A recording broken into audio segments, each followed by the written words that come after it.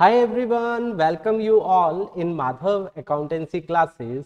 Guys last lecture में हमने आप लोगों से फर्स्ट चैप्टर के बहुत इंपॉर्टेंट पॉइंट्स के बारे में डिस्कस किया था। वी होप आप लोगों को वहां तक अच्छे से क्लियर हुआ होगा। जो बच्चे आज पहली बार देख रहे हैं, हमारे साथ पहली बार जुड़े हैं, तो मैं उनको एडवाइस करूंगा एक बार लास्ट लेक्चर जरूर देखिए, क्योंकि वो बहुत इंपॉर्टेंट लेक्चर था। बहुत सारी इंपॉर्टेंट चीजें हमने डिस्कस की थी और वो पढ़ना इस लेक्चर को समझने के लिए वो आना बहुत जरूरी है। तो चलिए गाइस, आज हम स्टार्ट कर रहे हैं हमारी आगे के टॉपिक्स के साथ, जो कि बहुत इंपॉर्टेंट रहने वाले हैं। अगेन आज भी हम बहुत इंपॉर्टेंट क्वेश्चंस आप लोगों से पूछने वाले हैं। आपको बहुत ध्यान से इस वीडियो को सुनना है ताकि आप उनके आंसर कर सके। तो चलिए गाइस, स्टार्ट कर रहे हैं आज की वीडियो को। Let's start. तो देखिए, सबसे पहला टॉपिक जो हमारे पास आ रहा है आज, that is right of a partner. एक पार्टनर के अधिकार। ठीक है, मान लीजिए आप और मैं पार्टनर। ठीक है, अब बताइए आपके क्या क्या अधिकार होंगे। सबसे पहला क्या अधिकार होंगे? आप जो बुक्स हम बना रहे हैं, जो अकाउंट्स बना रहे हैं, क्या आप उसको चेक कर सकते हो? यस, बिल्कुल कर सकते हो। अगर कोई भी पार्टनर एडमिट हो रहा है, ठीक है, फर्म में आ रहा है, क्या आपका अधिकार है कि आपकी भी परमिशन ली जाए? बिल्कुल, आपका भी अधिकार हो। तीसरा, अगर कोई भी क्या ले रहे हैं हम डिसीजन, क्या आपकी राय लेनी चाहिए या नहीं लेनी चाहिए? बिल्कुल लेनी पड़ेगी, तो ये आपका अधिकार है।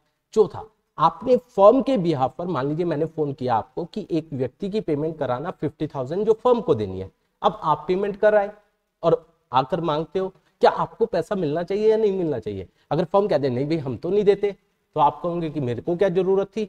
ठीक है ना? तो आपने अगर कोई फर्म के बिहाफ पर पे किया है तो आपको रीइंबर्समेंट वर्ड यूज होता है, रीइंबर्स, आपको वापस मिलने का अधिकार है। तो ये भी आपका राइट है।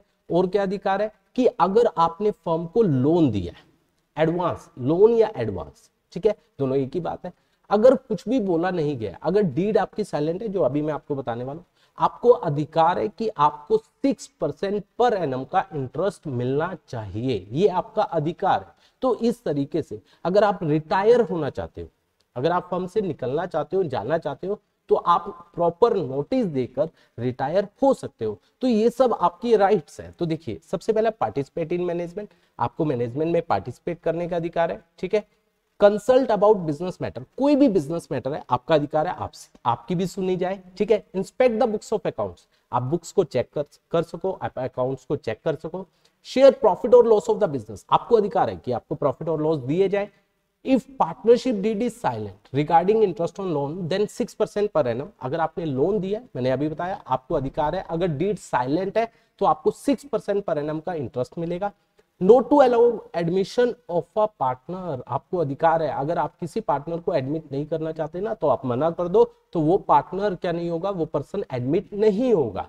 To retire from the firm after giving a proper notice, आपको अधिकार है, अगर आप फर्म छोड़कर आप जाना चाहते हो तो आप जा सकते हो। रीएम्बर्समेंट फ्रॉम फर्म, मैंने अभी बताया, आपने फर्म के बिहाफ पर पे किया तो आपको रीएम्बर्स करने का अधिकार है। उसके बाद joint owner of firms property, आप फर्म की सभी प्रॉपर्टी के ज्वाइंट ओनर हो। ठीक है गाइस, तो ये सब आपकी क्या है, राइट्स। इसके बाद हमारे पास आता है पार्टनरशिप डीड। हमने इसके बारे में पढ़ा था, याद कीजिए क्या पढ़ा था।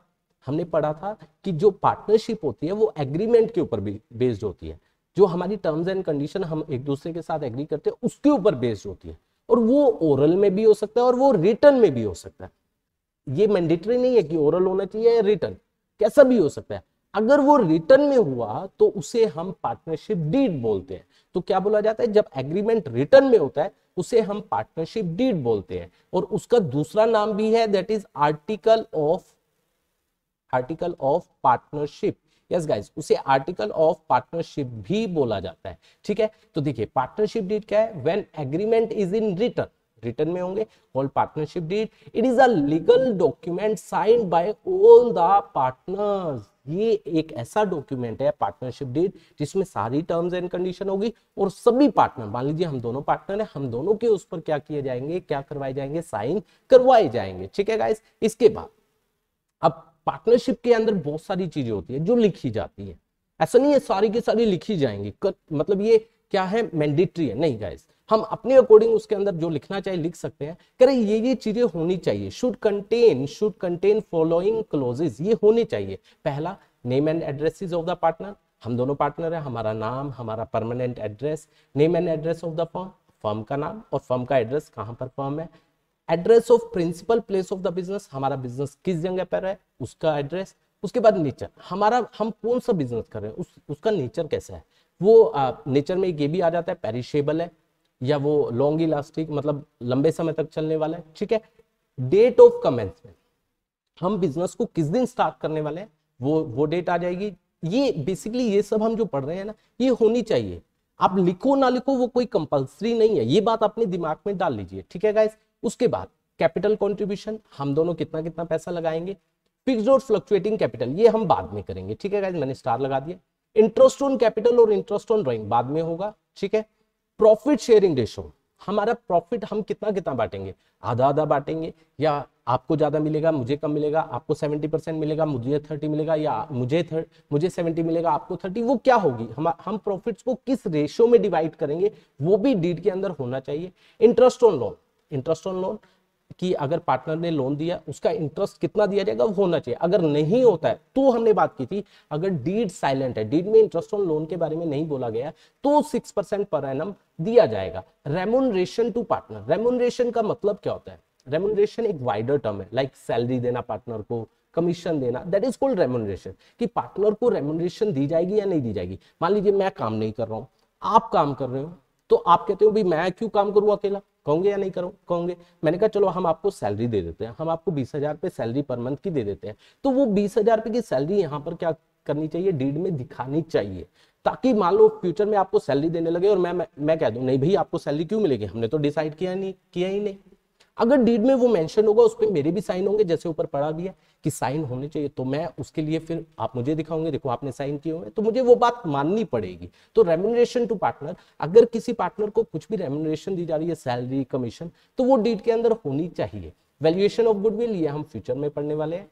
वैल्यूएशन ऑफ एसेट ये भी फ्यूचर में पढ़ेंगे क्योंकि ये फ्यूचर की चीज है। सेटलमेंट ऑफ अकाउंट्स, अगर कोई पार्टनर आ रहा है जा रहा है मतलब न्यू एडमिशन ले रहा है या छोड़कर जा रहा है तो कैसे उनके अकाउंट्स को सेटल किया जाएगा, कैसे उनको पे ऑफ किया जाएगा, फ्यूचर में पढ़ने वाले हैं।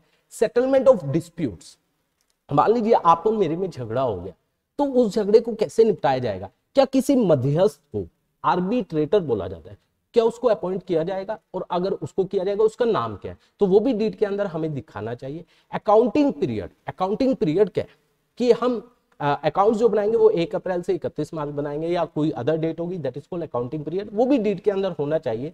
Right and duties of partner, हर एक पार्टनर की क्या क्या राइट्स हैं और ड्यूटीज है वो भी डीड के अंदर होने चाहिए। ड्यूरेशन ऑफ पार्टनरशिप, पार्टनरशिप की ड्यूरेशन क्या है कि पार्टनरशिप हम एक समय के लिए 5 साल 7 साल के लिए कर रहे हैं या कोई ऑब्जेक्टिव है वो पूरा करने के लिए कर रहे हैं, या एट विल जब तक करना चाहे तब तक कर सकते हैं वो है। तो ये सब आपको किसके अंदर डीड के अंदर मेंशन होना चाहिए, ठीक है। इसके बाद बैंक अकाउंट ऑपरेशन, भैया बैंक को कौन चलाएगा, बैंक में साइन किसके चलेंगे। मान लो हमने जैसे पढ़ा था मैक्सिमम कितने पार्टनर हो सकते हैं 50, अब 50 के 50 तो चेक पे साइन नहीं करेंगे, उसमें तो साइन से ही चेक भर जाएगा, अमाउंट तो कहां दिखाएंगे। तो हम क्या करते हैं अथॉरिटी देते हैं कि ये 2 पार्टनर या 1 पार्टनर या 3 पार्टनर क्या करेंगे, 3 पार्टनर साइनिंग अथॉरिटी होंगे। तो किसको हमने साइनिंग अथॉरिटी दिया, कौन ऑपरेशन करे, कौन ऑपरेट करेगा बैंक के अकाउंट को, तो उसको डीड में दिखाना चाहिए। इसके बाद डेथ ऑफ अ पार्टनर, ये एक बहुत जबरदस्त पॉइंट है क्योंकि अगर डेथ ऑफ अ पार्टनर हो जाती है, पार्टनर की डेथ हो जाती है अनफॉर्चुनेटली, तो फर्म वहीं पर बंद हो जाती है अगर कुछ भी बोला नहीं होता, अगर डीड में कुछ भी नहीं बोला जाता। सेक्शन 35 क्या कहता है, on the death of a partner firm close हो जाएगी अगर डीड में कुछ नहीं है। तो डीड के अंदर होना चाहिए कि डेथ होने के बाद अगर पार्टनर कंटिन्यू करना चाहे तो कंटिन्यू भी कर सकता है, तो ये डीड के अंदर होना चाहिए। अगर नहीं लिखा हुआ तो डेथ होते ही फर्म क्या हो जाती है, बंद हो जाती है। तो ये सब पार्टनरशिप डीड के हमने क्लोजेस पढ़े। अब अब हम दोनों पार्टनर हैं, हमें इनमें से कुछ रखने हैं वो हम क्लोजेस में रख सकते हैं, कुछ नहीं रखना चाहते वो हम हटा सकते हैं, कुछ और एड ऑन करना चाहते हैं तो वो एड ऑन। ये बेसिकली एक फॉर्मेट सा है, एक रफ फॉर्मेट है कि ये चीजें होती हैं तो आपको ये चीजें रखनी चाहिए। अब ये इंपॉर्टेंट आ रही है guys, very important. Clauses can be altered with the consent of all the partner, हम इनमें से किसी को भी चेंज कर सकते हैं लेकिन सभी की कंसेंट होनी चाहिए। उसके बाद deed should be prepared as per the provision of stamp act, deed जो बनाई जाएगी वो स्टैंप एक्ट के प्रोविजन के अकॉर्डिंग बनाई जाएगी। तो मेरा यहां पर एक क्वेश्चन आ रहा है कि जो हम पार्टनरशिप डीड बनाते हैं वो किस एक्ट के अकॉर्डिंग बनाते हैं, दैट इज पार्टनरशिप एक्ट या स्टैंप एक्ट। तो इसका आपका आंसर आपको आंसर करना है कमेंट में, जरूर आंसर करना है, ठीक है गाइस। उसके बाद preferably registered with registrar of firm, preferably, that is very important. Preferably का मतलब यहां क्या हुआ, प्रेफर करना चाहिए, मतलब कंपलसरी नहीं है। तो इसका मतलब रजिस्टर करवाना फर्म को, रजिस्ट्रार ऑफ फर्म के पास कंपलसरी नहीं है। सेक्शन 69 क्या कहता है कि रजिस्ट्रेशन ऑप्शनल है, आप रजिस्टर करवाना चाहो करवा सकते हो, ना करवाना चाहे तो मत करवाइए, that is also very important. तो यहां पर एक और क्वेश्चन मैं आप लोगों से पूछना चाहूंगा और उसका कमेंट देना, इज रजिस्ट्रेशन कंपल्सरी? तो आपको आंसर जरूर करना है। तो वो कौन सा सेक्शन बताता है कि कंपल्सरी है या नहीं, वो भी आपको बताना है, ठीक है गाइस। तो आई होप यहां तक आपको अच्छे से क्लियर हुआ होगा। इसके बाद है इंपॉर्टेंस ऑफ पार्टनरशिप डीड, बहुत आसान है। पार्टनरशिप डीड की इंपॉर्टेंस क्या है? अब जब डीड होगी, सब कुछ लिखा होगा, उसमें आपके भी साइन और मेरे भी। मान लो जैसे मैंने बात की, आप सैलरी मांग रहे हो, मैंने मना कर दिया, और वो डीड के अंदर लिखा हुआ है, क्या मेरा मुंह बंद हो जाएगा या नहीं हो जाएगा? मैं चुप हो जाऊंगा या नहीं हो जाऊंगा? बिल्कुल हो जाएंगे। तो हमारे डिस्प्यूट सारे क्या हो जाएंगे, सेटल्ड हो जाएंगे, ठीक है। दूसरा पॉइंट, और हमें क्योंकि डीड के अंदर सारे राइट्स, सारी लाइबिलिटीज, रिस्पॉन्सिबिलिटीज सब कुछ लिखी होती है, तो हर एक को अपने राइट्स, ड्यूटीज एंड रिस्पॉन्सिबिलिटीज के बारे में क्या होगा, पता होगा। इसके बाद नेक्स्ट पॉइंट आ रहा है, that is very important, is it essential to have partnership deed? क्या पार्टनरशिप डीड होना जरूरी है? पार्टनरशिप डीड मतलब रिटर्न में होना जरूरी है? नहीं गाइस, रिटर्न में होना जरूरी नहीं है। ये एक सबसे इंपॉर्टेंट क्वेश्चन बनता है। नो, अगर पार्टनरशिप डीड नहीं है, रिटर्न में नहीं है, ओरली हमने किया और डिस्प्यूट हो जाए, तो वहां पर क्या फॉलो होगा, Indian partnership act 1932। No, if no partnership deed, provision of Indian partnership act 1932 will be applicable, ये एप्लीकेबल होगा। तो यहां से एक और मेरा क्वेश्चन बनता है, इज पार्टनरशिप डीड कंपल्सरी? तो आपको कमेंट में आंसर देना है। तो आपको इसके बारे में क्लियर बताना है कि क्या ये कंपल्सरी है या नहीं है। अगर कंपल्सरी नहीं है तो क्या फॉलो किया जाएगा, ठीक है। तो 3 क्वेश्चन मैंने आपके लिए यहां पर बताए हैं, आपको उनका आंसर जरूर करना है। तो गाइज आज हम यहीं तक करते हैं, आगे की क्लास में बहुत इंपॉर्टेंट बातें और करने वाले हैं। तब तक के लिए आप इन चीजों को अच्छे से पढ़ लीजिए, अच्छे से समझ लीजिए, ताकि आपको बिल्कुल क्लियर हो जाए। अगर आपको ये वीडियो पसंद आई है तो लाइक एंड कमेंट जरूर कीजिए, और ज्यादा से ज्यादा अपने सभी फ्रेंड्स के साथ शेयर कीजिए, ताकि वहां तक भी हम पहुंच सके। मेरा आपसे बस यही कहना है कि हम आप लोगों के लिए बहुत एफर्ट्स कर रहे हैं, बस थोड़ी सी एफर्ट्स आप लोगों की तरफ से ये चाहिए कि आप ज्यादा से ज्यादा इसको शेयर कीजिए, ताकि हम लोगों तक, आपके फ्रेंड सर्कल तक, आपके सभी क्लासमेट्स तक पहुंच सके। Thank you so much for watching this video.